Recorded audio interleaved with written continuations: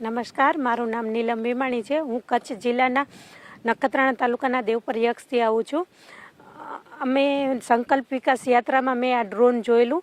એ drone જોયા પછી એવો એક વિચાર આવ્યો કે આ ડ્રોનની ખેતી અમે અમારા ખેતરમાં પણ કરીએ અને બીજાને પણ લાભ અપાવીએ.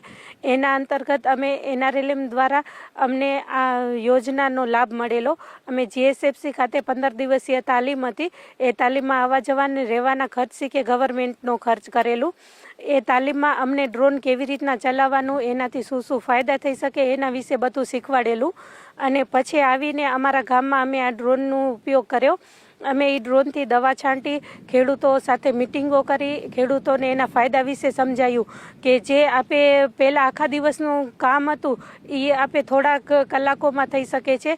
પ્લસ તો જે મજૂરોની હમણાં ઘટ છે એનામાં બી જલ્દી અને સરળતાથી કામ થઈ શકે છે. અને જે જંતુનાશક દવાઓ છે એનો ઉપયોગથી આપણે જે હેલ્થમાં અસર થાય છે એ ડ્રોનના કારણે આપણે હેલ્થ પણ સારી રહે છે.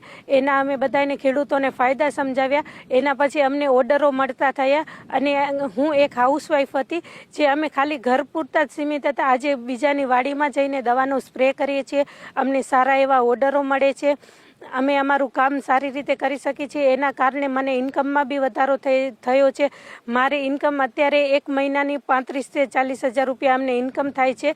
તો એવું નથી કે એક ભણેલી દીકરી જ કાંઈક નોકરી કરીને કરી શકે, પણ જે ભણ્યા નથી એની ગવર્મેન્ટની ઘણી બધી એવી યોજનાઓ છે એના દ્વારા આપણે સશક્ત થઈ શકીએ છીએ. એનો લાભ આપને મળી શકે છે. એના માટે હું NRLM, GSFC અને મુખ્ય કરીને આપણા પ્રધાનમંત્રીનો અને ગુજરાત સરકારનો ખૂબ ખૂબ આભાર માનું છું કે આ યોજનાનો લાભ મને મળ્યો છે. અમારી એક નવી પહેચાન થઈ છે. આજે બહાર નીકળો એટલે બધા એક ડ્રોન દીદી તરીકે અમને ઓળખે છે.